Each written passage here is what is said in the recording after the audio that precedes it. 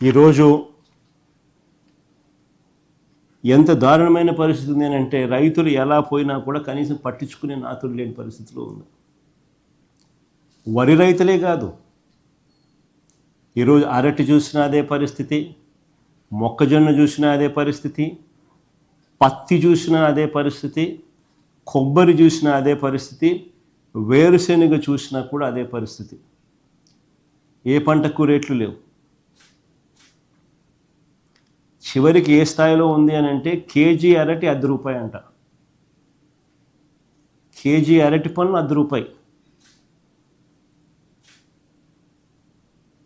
ఇంకా రైతులు ఎలా బతుకుతారని అడుగుతా ఉన్నా.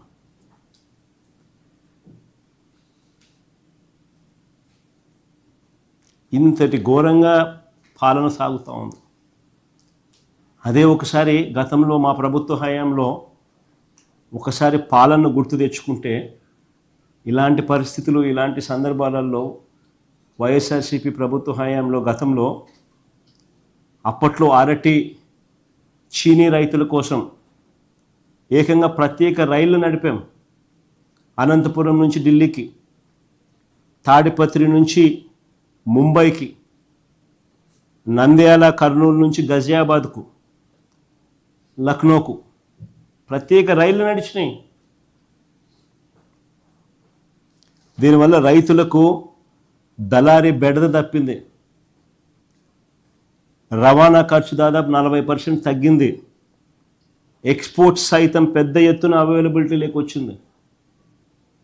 మా ప్రభుత్వం రాకమునుపు అరటి ఎక్స్పోర్ట్స్ 23,000 టన్స్ ఉంటే మా ప్రభుత్వం 23-24కి వచ్చేసరికి 3 లక్షల టన్నుల ఎక్స్పోర్ట్స్ అరటి. ఇది ఎక్కడ 23,000, ఎక్కడ 3 లక్షల టన్నులు. ఎక్స్పోర్ట్స్ సైతం పెద్ద ఎత్తున అవైలబిలిటీలోకి తీసుకొచ్చినాం.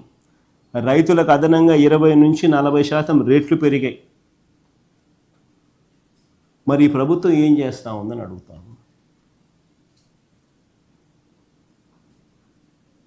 చంద్రబాబు నాయుడు అనే వ్యక్తి ఏం చేస్తూ ఉన్నాడని అడుగుతా ఉన్నా.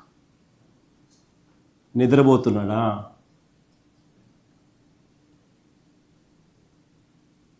చంద్రబాబు నాయుడు గారిని గట్టిగా అడుగుతా ఉన్నా, నిన్ను ముఖ్యమంత్రిగా చేసింది ఎందుకు అని.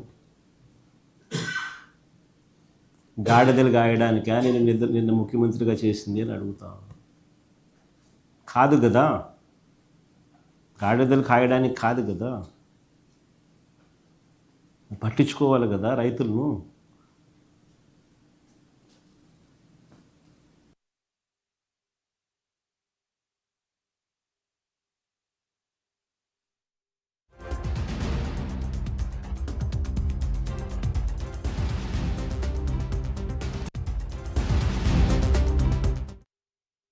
ప్రభుత్వాన్ని చూస్తే బాధ ఎక్కడ అనిపిస్తుందంటే 600 టన్నుల కోల్డ్ స్టోరేజ్ మా హయాంలో ప్రారంభోత్సవం చేసినాం. ఆ కోల్డ్ స్టోరేజ్ ఆపరేషన్లో లేదు, కరెంటు బిల్లులు ఖర్చు అవుతాయని. That is the flight of farmers. ఈరోజు ఆంధ్ర రాష్ట్రంలో రైతుల పరిస్థితి అంత దయనీయంగా ఉంది.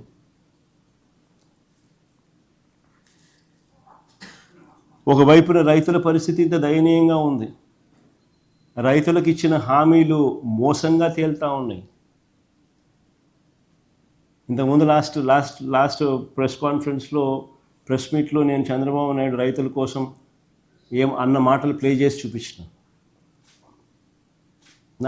ప్లే చేసి చూపించిన మీ అందరి సమక్షంలోనే జరిగింది. పిఎం కిసాన్ కాక అన్నదాత సుఖీభవ 20,000 ఇస్తానన్న మాటలు ప్లే చేసి చూపించిన ఇక్కడ ఇదే టీవీలోనే. మళ్ళా ప్లే చేస్తే రిపీట్ అవుతుంది కాబట్టి ఐఎమ్ స్పేరింగ్ దట్ గెస్చర్. రైతులకు ఇచ్చిన ప్రతి మాట మోసంగానే తయారైపోయింది. రైతుల బ్రతుకులు అగమ్య గోచరంగా తయారయ్యాయి.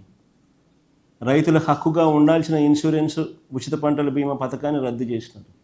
ఇన్పుట్ సబ్సిడీ సమయానికే సీజన్ ముగిసేలోగా ఇచ్చే ఇన్పుట్ సబ్సిడీ దొరకకుండా పోయింది. ఆర్బీకేలు నిర్వీర్యం అయిపోయినాయి. ఈ క్రాప్ వ్యవస్థ తెరమరుగైపోయింది. తూతూ మంత్రంగా ఈ క్రాప్ అంటే ఈ క్రాప్ చేశామన్నట్టుగా తయారయ్యాయే తప్ప అసలు ఒక పంట పొలంలో రైతులు నిలబెట్టి